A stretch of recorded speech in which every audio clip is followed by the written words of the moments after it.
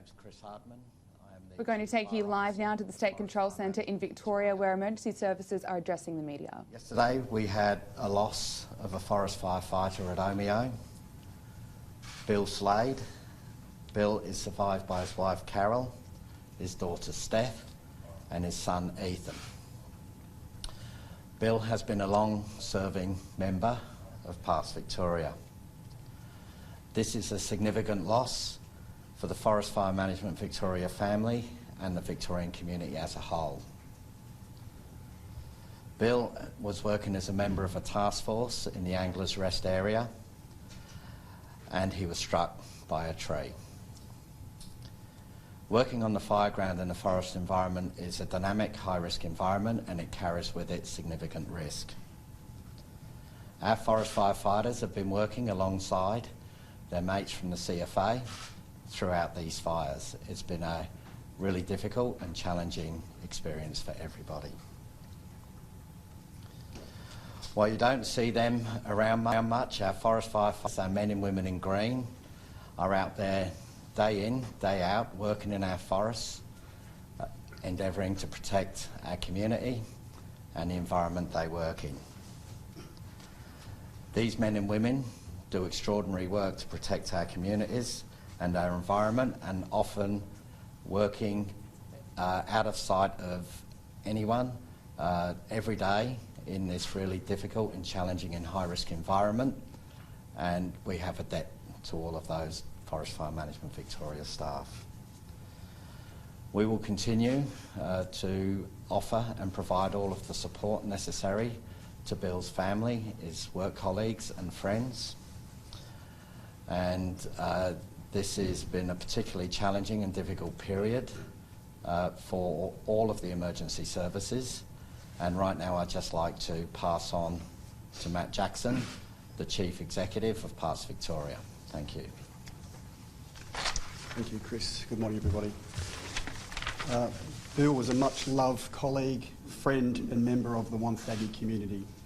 He will be sorely missed by Parks Victoria, and our thoughts are with his family, wife Carol, children Ethan and Steph, and colleagues and community during this deep tragedy.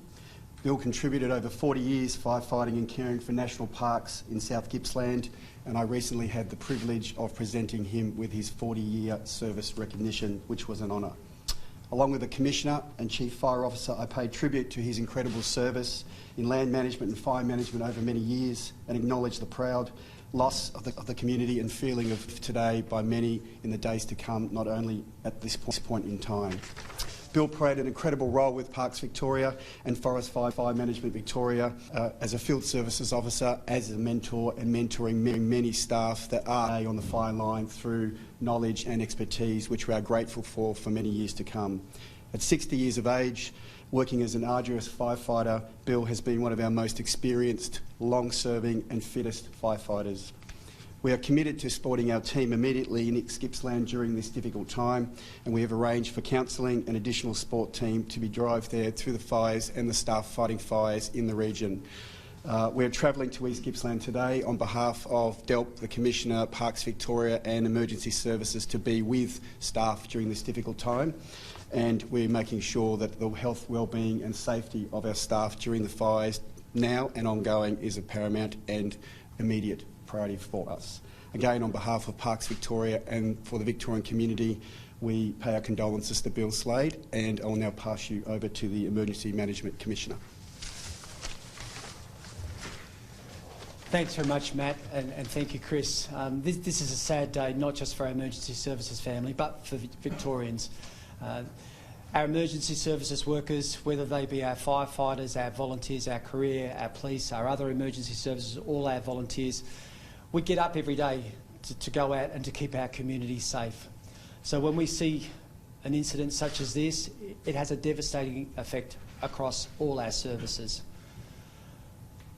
On behalf of that emergency services family, my sincerest condolences to Carol and to Steph and to Ethan.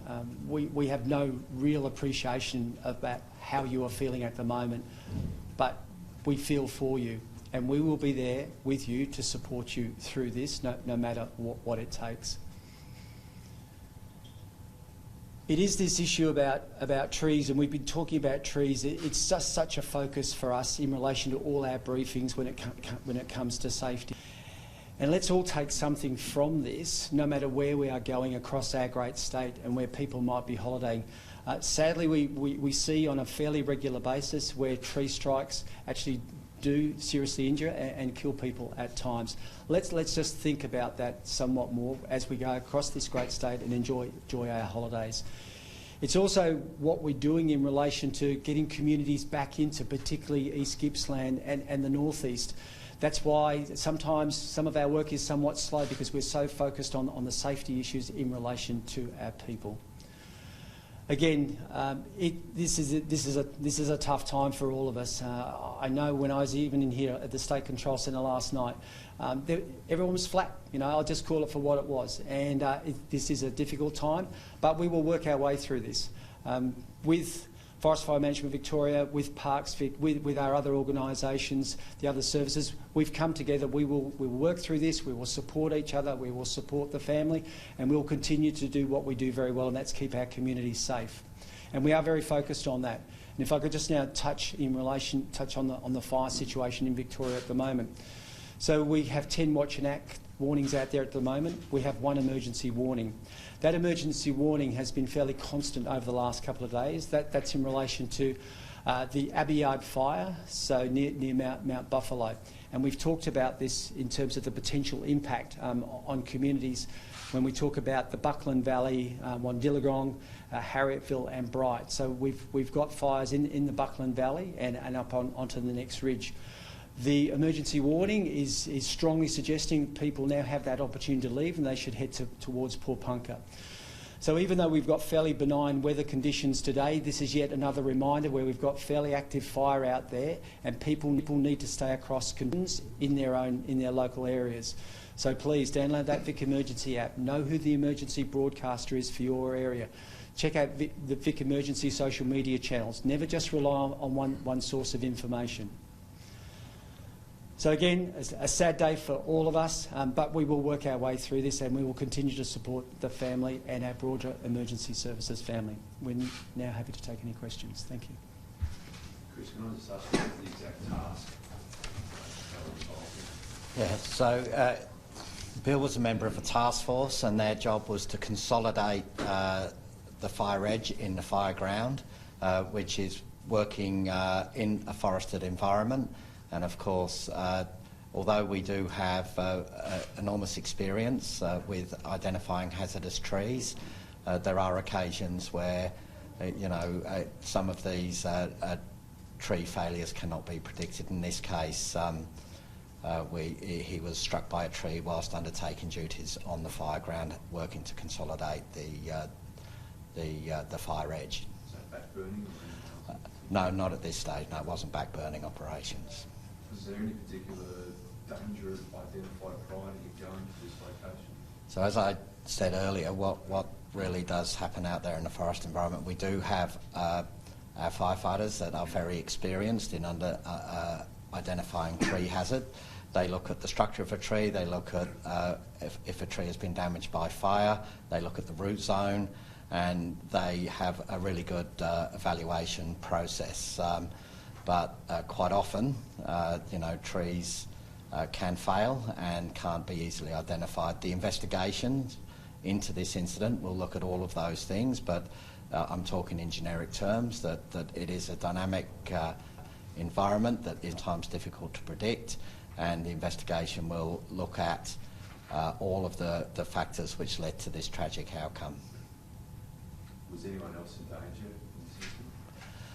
Again, we don't have the specifics, but the people in our task forces work very close together, and it would have been a traumatic experience for everybody on that task force, and we'll be making sure that we look after the interests of all of our staff and back at Wonthaggi in Bill's workplace. So they were there, they were assisting with the incident at the time, and I think we'll understand more about that as time goes on.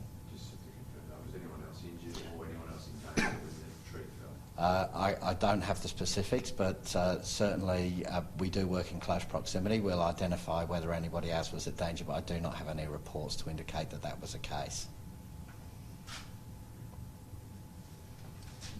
All right, something further? Sorry, just one question.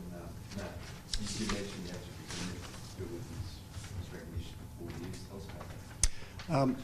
It was actually a privilege, and you were talking before about safety. When you have a firefighter that's done 40 years of experience in Victoria, it was a privilege to present him with that recognition, not only for our peer group, his recognition from his service to the Victorian community in conservation, but to make sure that his legacy will go on. And having that formalised and recognised most recently as a month ago whilst there's a tragedy, we can also honour such a great career and such a proactive approach and expertise that Bill provided. So I was delighted and honoured to do that.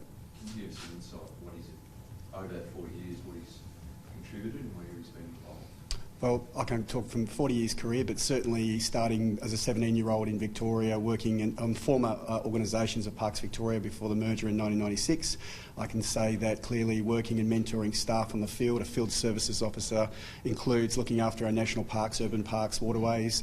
Bill was instrumental in the fox eradication program at Phillip Island. He'd also worked in the Wonthaggi community in South Gippsland for a long time. So, as the Chief Fire Officer mentioned previously, multiple teams, multiple regions, the staff are deployed right across the state during emergencies, and Bill would have been in many of those, including the Ash Wednesday fires in the 80s. So, quite an outstanding career and very experienced firefighter. How long have you been in Omeo for in that area? I don't know his deployment, but I couldn't tell you that off the top of my head, but many years in the South Gippsland as his region at all time, so over 10 years. But from a deployment point of view, I'd have to defer that to the Chief Fire Officer. I'm not aware of the details of his recent deployment, other than he was in that region. When was that 40-year presentation? I can't remember my head, November. Can you confirm it when he was first deployed to this location? Sorry, I don't know. Chris, if we can take that on notice, or Chris? Yeah. So our task forces work on our local task forces work on a 7-day on, 2-day off rotation. But we will be able to. I don't have the specific dates, but we would be able to let you know very shortly. So shortly after here, I'll find out the exact dates and times. But yeah, so our local task forces are rotating constantly and have been for 50 days. This campaign has been going since the 21st of November. So yeah, 7 days on, 2 days off is quite often what a lot of our local people are doing. You mentioned it's obviously an unpredictable environment. Does that mean that area where this happened is now no-go? No, it doesn't, no. Unfortunately, we have to be out there. We have to do this work. As Commissioner Crisp has outlined so often, it's a long time before the risks around these fires are over. It's very early in our season, and we will be putting our firefighters out there to do everything they can to contain these fires and stop them running into communities, which they can do more as the fire season continues. Given that you've had, unfortunately, 2 deaths, do you have to reassess practices and policies? The practices and policies are very well developed. They're some of the world's best in terms of forest firefighting, and safety of our people is our priority. It will always be our priority. This is the worst day you can imagine, having to talk about a loss of another firefighter, but the practices and the systems of work are the best they can be. We will continue to learn from these tragic incidents, and we will continue to look for ways, whether it's technology or in our systems of work, to always do better. This is a challenge now too, to try to pause to give Bill respect but also maintain the campaign here. How do you balance that? It's a really good point. I think we need to be really clear that unless we get really significant rains, an east coast low or the tail of a cyclone in northern Australia, which will drop 100, 150 millimetres of rain on these fires, we're going to be in this for the long run. We don't know when that will occur, but we will be working on these fires right through to the end of February, into March and possibly beyond. The other important thing to understand is that on average in January we get 400 new bushfire ignitions every year in January. So we can expect, as these dry lightning storms keep moving across the state, that we will get new ignitions in other parts of Victoria, and the 2,800 people that we have in Forest Fire Management Victoria, along with our partners in the CFA and MFP, will be there dealing with that hard aggressive first attack to stop any new fires from creating new risks to the community. So those people are out there every day. Commissioner, can we just maybe hear from you what the week ahead is looking like in terms of weather and description and conditions? Yeah, so we have fairly benign conditions for the next week, forecast outlook. There's a chance of some thunderstorms coming through, not so much dry lightning this time, there could be some more rain. However, what we're seeing is as the storms and the rain move further east, we have lesser fall. So, for example, yesterday, it was only 2 mil, or the last 24 hours, 2 mil down Alakuda, and basically nothing up in the northeast. So, so more benign conditions for us, but as I sort of touched on before with that fire in the Buckland Valley and coming off the Abiard fire, we still have very active fires that are out there in the landscape. So people need to, as I keep saying, stay across those local conditions. Can I just ask the Commissioner, Assistant Commissioner, what's the police role from the year in terms of Bill's fatality? Well, we're basically conducting an investigation into it and working with WorkSafe on that, and we'll report to the coroner. So it's really, and we'll look at the circumstances of it and obviously feed any learnings from that investigation into the coronial inquiry. Does the state of the environment create issues for you in terms of the way that process is carried out? Well, I think these are dangerous sites that we're going into, but our members are well trained and equipped, and they are going in with guidance from our partner agency. So, as Commissioner Chris said, they are dangerous sites that we are working in, and we're aware of the hazards, and the safety of our personnel, all personnel, is the highest priority. Thanks, everybody. Really appreciate it. Thank you. That was Victorian fire authorities who have identified Bill Slade as the forest fire management firefighter who lost his life while battling a blaze in Omeo. Bill was a long-serving member of Parks Victoria. Commissioner Andrew Crisp extended his condolences to Bill's wife Carol and children Steph and Ethan. Andrew Crisp said this was a sad day for Victorians, but insists that we will get through this and they will support Bill's family, work colleagues and friends, and Bill's legacy will live on.